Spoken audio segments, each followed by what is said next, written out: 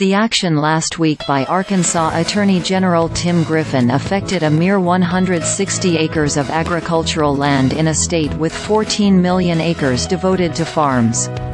But it was an opening shot in a battle that states across the U.S. have been suiting up for recently. Griffin ordered Northrop King Seed Company to sell those acres in Craighead County within 2 years while slapping it with a $280,000 penalty for failing to timely disclose its foreign ownership. Northrop, he noted, is a subsidiary of Syngenta Seeds, LLC, which is ultimately owned by China National Chemical Company, a state-owned enterprise. The land ownership, Griffin alleges, violates Act 636, signed by Republican Governor Sarah Huckabee Sanders in April, that bars a prohibited, foreign party-controlled business from acquiring or holding public or private land in the state directly or through affiliated parties. Prohibited includes companies connected to a country subject to the Federal International Traffic in Arms Regulations, ITAR, like China. Sanders herself staged a full-court press conference to announce the enforcement action. "We simply cannot trust those who pledge allegiance to a hostile foreign power," she said. "Our people in Arkansas are Americans led by Americans who care deeply about serving Arkansas farmers," Saswato Das, the chief communications officer for Syngenta Group Das responded in a lengthy statement emailed to Forbes.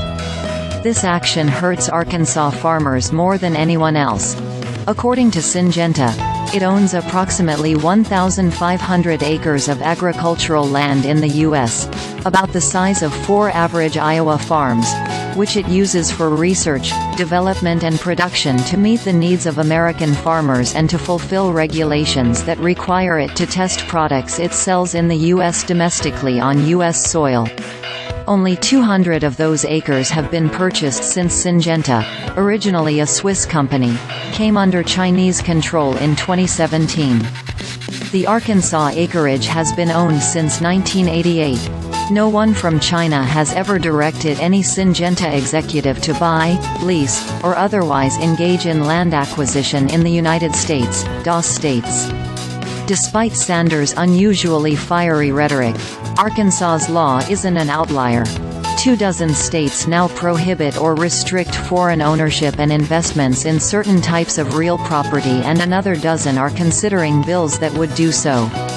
Considering all the recent political hubbub, foreign ownership of U.S. land is small and China is just a bit player. Still, foreign ownership is growing and at an accelerated pace. As of December 31, 2021, the last date for which data is currently available, foreign persons reported holding an interest in over 40 million acres, or 3.1%, of all privately held U.S. agricultural land, up from 37.6 million acres and 2.9% in 2020. On average, foreign holdings of U.S. agricultural land grew by just 0.8 million acres per year from 2009 through 2015.